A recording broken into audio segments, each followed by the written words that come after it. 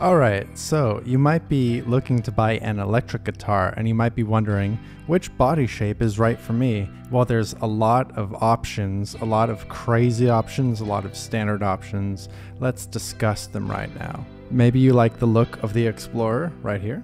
Maybe the Flying V is more your style. Or maybe you want something more standard and traditional, more versatile. Maybe you want something viable. Maybe you just want to know all about the different body shapes. We're going to discuss it right now. So this is not a comprehensive review of all these guitars.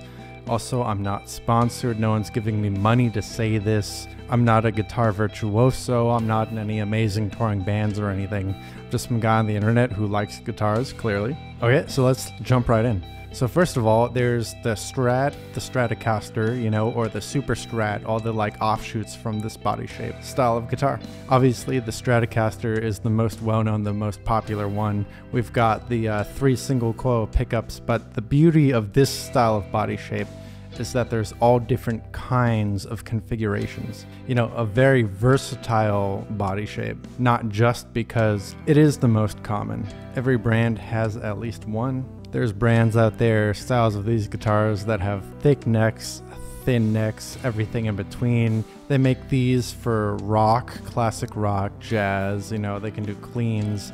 There's guitars like this for metal, everything in between. And they have all kinds of pickups too. They have the classic, the single coils, all the way to humbuckers, two humbuckers and single coil in between. All kinds of bridges. You have the classic style Strat bridge.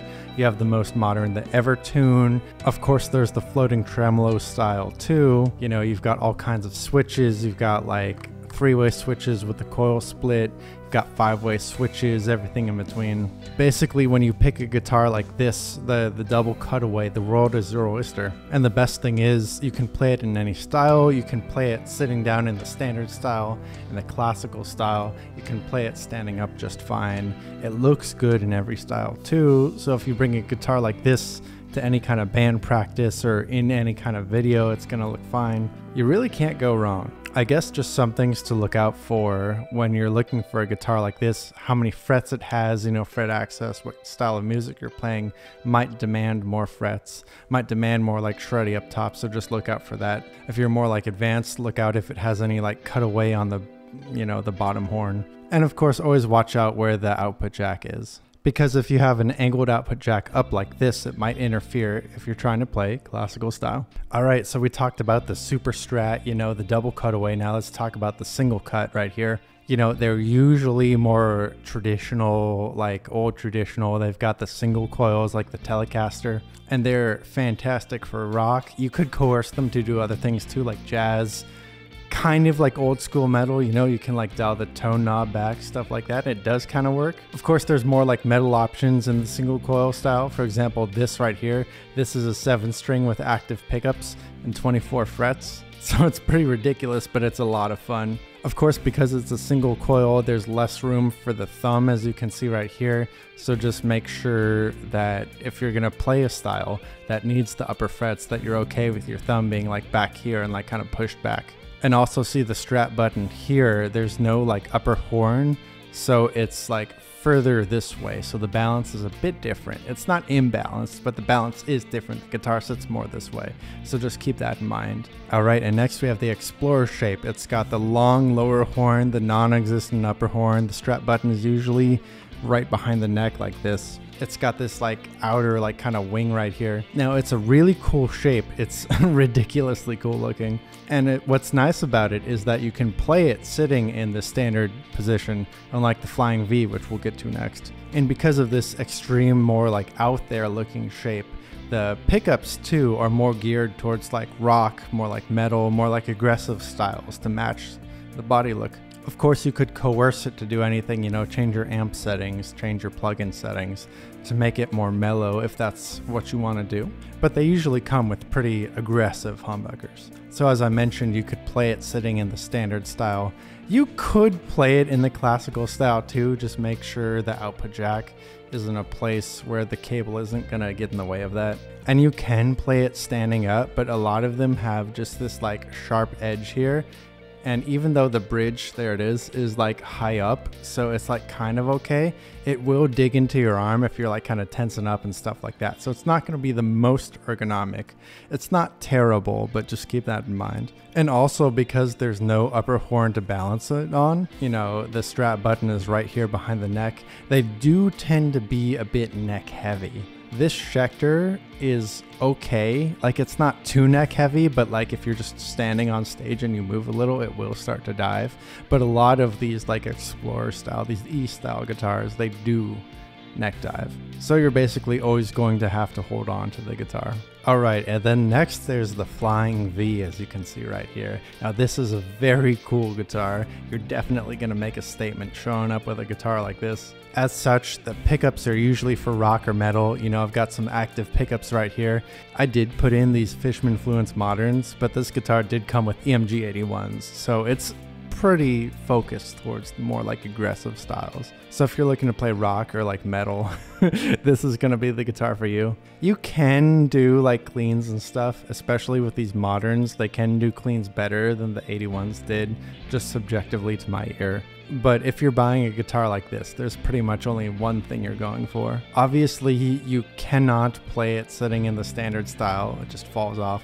Of course, you could put it like a strap around it and hold it like this, but that's kind of missing the point, literally. When you sit with this, you're supposed to sit more like classical style, like this. You know, I did a video on how to sit with these, just real quick, like a minute, 2 minutes. If you really need to like figure out how to sit with this, instead of crossing your like right leg, you can cross your left like this, and then it sits just fine. There you go. Ta-da! But these are the most comfortable playing standing up. You know, keep an eye out for these bevels on the front, also on the back too, where it hooks up to your leg if you're sitting down. And then watch out where they're putting the output jack too. So if you want to play a more aggressive style and you want a guitar that matches, the Flying V will do it. You have to be just okay with not really being able to sit standard style. So whenever you have like a riff idea or you just want to sit down and play real quick, you know, this is always going to be like, oh man, I just can't do that. So if you do that kind of stuff, like you do need to sit down, this isn't for you. It does have the Strat button right behind the neck, but these are usually better balanced than the Explorer because there is no lower horn. There's no horns at all, except on the back. And of course, if you're playing a Flying V, you got to watch out not to hit the tip into anything. The most common damage on these guitars is hitting the tip into stuff. So it's a cool guitar, excellent fret access, nothing's in your way, but you have to be okay with like this extreme shape. It's kind of like driving a sports car as your daily. Sounds cool, but it's not really convenient. You know, it's not going to be the most versatile because it's more geared towards the extreme styles. You're not really going to have too many tonal options. Maybe more modern Flying Vs might have a coil split or something, but this one, it just has like a 3-way switch, you know, 2 humbuckers, that's it. There is also like an X style of guitar that has like the points out and then a lower horn and an upper horn. Unfortunately, I don't have one yet, but it's basically going to be the Flying V and like maybe the Superstrat combined. You know, you're gonna have the upper horns, so you're gonna have more balance. You're gonna have the rear horns, so don't like walk into anything. But anyway, let's move on. Finally, we're getting into the ultra modern, like this Abasi right here. Check it out. It's an 8-string, it's a single cut, but you can see it has like this weird overhang, so you can put your thumb like behind the neck like that. So when you're going for these modern guitars, they've got thinner necks.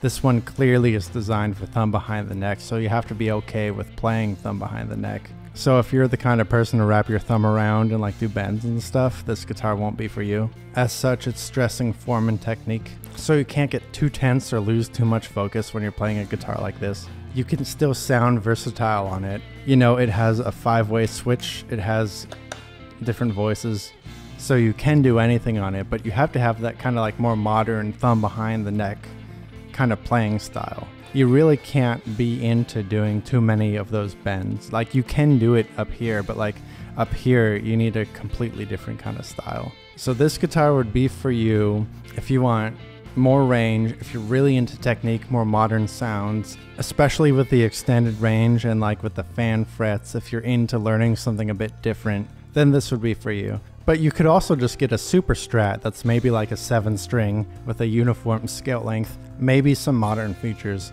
and it would still be okay to play. It'd still be easier to play than maybe something more modern, because you can still do the thumb behind the neck, things like that. So just consider that. So what do you think? Was this helpful? Did this help you choose a guitar? Did you maybe just like thinking about all the different kinds of guitars? Let me know in the comments below. Did I miss anything? I know I don't have like an X style guitar. Is there any other information you'd like to know? Let me know in the comments down below.